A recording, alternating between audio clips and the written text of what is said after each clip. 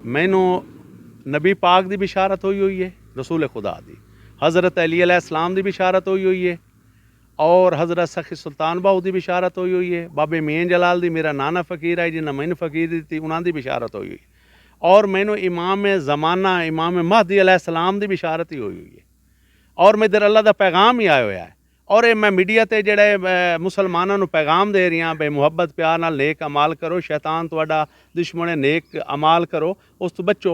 ये भी मैंने हुक्म होया वाह तो तू अगा। बिस्मिल्लाहिर्रहमानिर्रहीम। अस्सलाम नाज़रीन, डेली झंग के साथ राना मोहम्मद सलीम आपकी खिदमत में हाज़िर है। नाज़रीन, आज मैं आपकी मुलाकात करवाने जा रहा हूँ सैयद फ़खर अब्बास के साथ, जिसका तल्लक गढ़ महाराजा से है और सैयद फैमिली से है। आज वो हमारे साथ मौजूद है, जिसका कहना है इन्हीं से जानते हैं कि इसके पास क्या इल्म है, क्या कहते हैं, कैसे लोग शैतान से बच सकते हैं। मज़ीद इन्हीं से जानते हैं। अस्सलाम वालेकुम। वालेकुम अस्सलाम। शाह जी, क्या हाल है? ठीक हो? अल्लाह दा करम। राणा साहब ठीक हो? अल्हम्दुलिल्लाह। सलीम भाई, मैं ना मकसद अल्लाह ताला करीम रहीम रहमान और रहीम वाहदौला शरीक दा बंदा ओदी मखलूक हाँ। जदां दा शैतान मलाउन ने अल्लाह नाल मुकाबला लाया ना, बाकी हर मुसलमान नू पता है कि यह शैतान बाबे आदम नू सजदा नहीं किया, अल्लाह ने इनू अपने दरबार विच कढ़ दिता है। जदां दा इस अल्लाह ताला दा हुक्म ना मनिया तो इस जनाब सजदा बाबे आदम नू ना किया, अल्लाह दे हुक्म नाल तकबर कीतोस। अल्लाह ने आख्या तू आदम नू सजदा कर, इस सारे फरिश्ते जो गए इस सजदा ना किया। इस क्यों सजदा ना किया? आख्या बई आदम बने हुआ मिट्टी दा ते मैं हाँ अग तू आगे चू बने हुआ, मैं इस तू अफजल हाँ। अल्लाह करीम बार बार आखे तू आदम नू सजदा कर। ए आदम नू सजदा अगर करेंदा चाह, दरअसल आदम नू सजदा नहीं, अल्लाह दे हुक्म नू सजदा है। इस आदम नू सजदा न किया, अल्लाह ताला दी इस नाफरमानी की, अल्लाह ने इनू अपने दरबार विच कढ़ दिता। उस तो बाद ये आकड़े अल्लाह नाल, अल्लाह नू आदा है कि जे आदम मैं तेरी इतना अरसा इबादत की है, ऐ मेरे अल्लाह मैनू ओदा अजर दे। अल्लाह करीम ने आख्या मांग के मंगना चाहना है।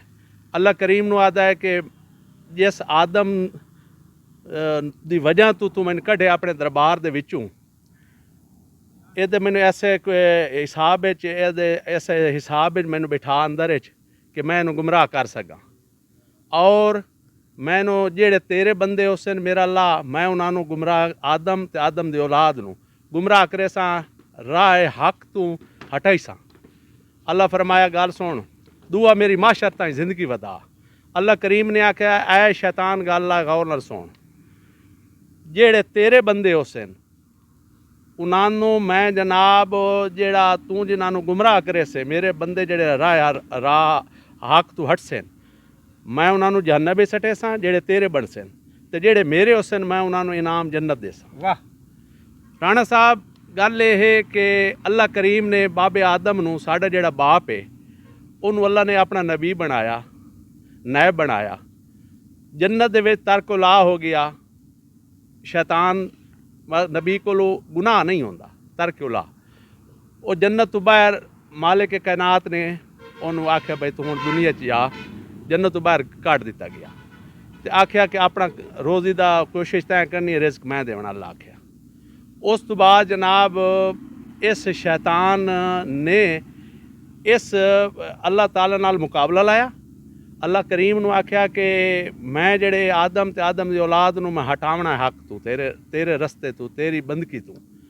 अल्लाह करीम आख्या तू हटाई से मैं जनाब उहा है मालिक के कैनात आख्या मैं तेरे जेड़े तेरे हुसन जन्नत विच ते जेड़े मेरे हुसन जन्नत इनाम देसां। ये दुनिया दे विच मोड़ बाबा आदम आया, उसदी औलाद आई है, ये लोगों नू गुमराह कीता है। जेड़े अल्लाह दे बंदे आए, जेड़े अल्लाह दी रस्सी नू मजबूती नाल थामे रखिया है, काबू रहन, उन्हां जनाब इनाम पाया। ये जड़ा आदम बाबा आदम ते बाबा आदम दी औलाद है, मैं हरियाण हाँ। ये दुनिया जेड़ी है ना इतनी अपना ज़मीर सैंग है कि अल्लाह दा हुक्म, अल्लाह दे नबी दा हुक्म, कुरान दा हुक्म भुल चुके हैं। अल्लाह करीम 5 वक्त सानू छड़ेंदा है, 5 वक्त आ जाओ मेरी पनाह आ जाओ मेरी रहमत नमाज वास्ते बुलाइंदा अल्लाह। लेकिन चंद बंदे होंदे जेड़े अल्लाह दे जेड़े अल्लाह दी इबादत वास्ते वहिंदे। लेकिन लोग जनाब सो रहे होंदे, लोग दुनिया के नशे च इतने मस्त हैं, तुस वेख रहे हो ना राणा यानी साहब। शाह जी तुसां आखदे हो कि शैतान तो बचण वास्ते 5 वक्त की नमाज पढ़नी चाहिए, अल्लाह ताला बुलेंदे ने भी आओ नमाज पढ़ो। मैं राणा साहब तुहानू ये दसना चाहना, अल्लाह 5 टाइम हुक्म देंदा है कि मेरी पनाह चाहो, मेरी रहमत चाहो, 5 वक्त नमाज पढ़नी चाहिए। और जो अल्लाह का हुक्म है वो बजा लावना चाहिए है, क्योंकि शैतान अल्लाह आख दिता है शैतान तुहाडा खुला दुश्मन है। ए आदम दी औलाद, शैतान तुहाडा खुला दुश्मन है, इस तो बचो।